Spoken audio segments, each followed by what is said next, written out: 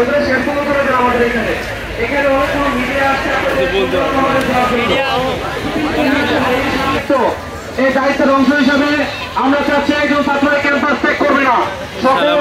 আজকে ফিলিস্তিনের অবস্থান কর্মসূচিতে অংশগ্রহণ করবে। আপনারা একটু খুঁজছিলাম কিছু যদি বলতেন। আসসালামু আলাইকুম ভাই, ভাই কেমন আছেন? আজকে এখানে কিসের জন্য উপস্থিত হয়েছেন? আমরা হচ্ছে ফিলিস্তিনের পক্ষে পৃথিবী জুড়ে যে আন্দোলন ছড়িয়ে পড়েছে সেই আন্দোলনের সমর্থন হিসাবে এবং ফিলিস্তিন রাষ্ট্র প্রতিষ্ঠার স্বপ্ন দেখি তার একটা দৃঢ় প্রত্যয় আমরা এখানে আজকে কি যে পতাকা মিছিল হবে এখানে আমরা ফিলিস্তিনের পক্ষে, হ্যাঁ আমাদের একটা র্যালি হবে, আমরা ইনশাআল্লাহ র্যালিতে অংশগ্রহণ করবো। ওকে ওকে ভাই, ঠিক আছে। আসসালামু আলাইকুম বড় ভাই, আপনি আজকে এই যে মিল্লাতের এখানে কি প্রোগ্রাম হইতেছে, কিসের জন্য আসছেন? এখানে আমরা স্বাধীন ফিলিস্তিনের দাবিতে সংহতি জানাতে আসছি ছাত্রদের পক্ষ থেকে।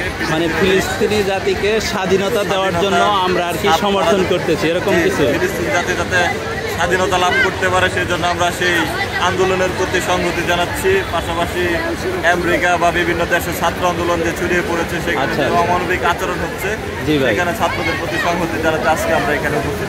ওকে ভাই, ধন্যবাদ ভাই। আসসালামু আলাইকুম ভাই, আপনি এই যে ফিলিস্তিনের মানে উই লাভ ফিলিস্তিন, মানে এই ফিলিস্তিনের জন্য কিসের জন্য এখানে কিসের কি হইতেছে একটু বলবেন কি? ফিলিস্তিনের যে স্বাধীন রাষ্ট্র হিসেবে ঘোষণা দেওয়ার জন্য আমরা মিল্লাত থেকে। এটা কোথায় থেকে? মিল্লাত থেকে? আচ্ছা ঠিক আছে ভাই। ওমর, কি অবস্থা তোমার? তুমি এখানে কিসের পতাকা নিয়ে হাজির হয়েছ?